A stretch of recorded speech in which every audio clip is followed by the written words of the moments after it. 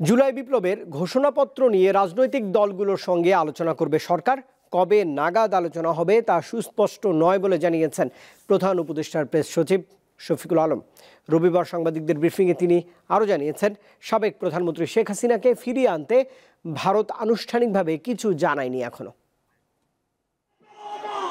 গত ৩১ ডিসেম্বর কেন্দ্রীয় শহীদ মিনারে জুলাইয়ের ঘোষণাপত্র উপস্থাপন করার ঘোষণা দেয় বৈষম্য বিরোধী ছাত্র আন্দোলন ও জাতীয় নাগরিক কমিটি।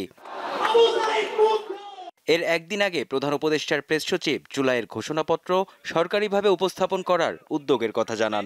এই ঘোষণাপত্র প্রস্তুত করা হবে। এতে সরকারের সিদ্ধান্তের সম্মতি জানিয়ে লং মার্চ ফর ইউনিটি নামের সমাবেশ করে বৈষম্য বিরোধী ছাত্র আন্দোলন। এতে সরকারকে 15 জানুয়ারির মধ্যে ঘোষণাপত্র দেওয়ার আলটিমেটাম দেন ছাত্র নেতারা।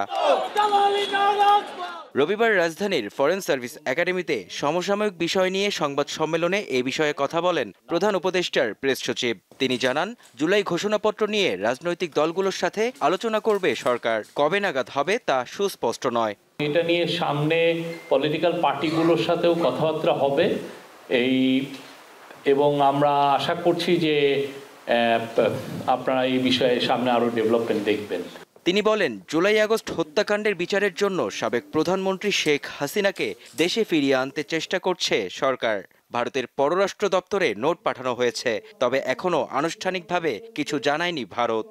আমরা একটা নোট ভার্বাল পাঠিয়েছি, সেই অনুযায়ী আমরা অফিসিয়ালি এখনো আমরা কিছু শুনিনি তাদের কাছ থেকে। এটা আমাদের টপ প্রায়োরিটি, তাকে ফিরিয়ে এনে আইনের সম্মুখীন করা।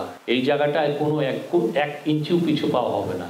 সাগররুনি হত্যা মামলা তদন্তে পিবিআই কাজ করছে। এই বিষয়ে টাস্ক ফোর্স গঠন করা হয়েছে বলে জানান শফিকুল আলম। সাগররুনির বিষয়ে আমরা বলতে পারি, এটা নিয়ে রিওপেন করা হয়েছে, সবগুলো এভিডেন্সগুলো আবার দেখা হচ্ছে।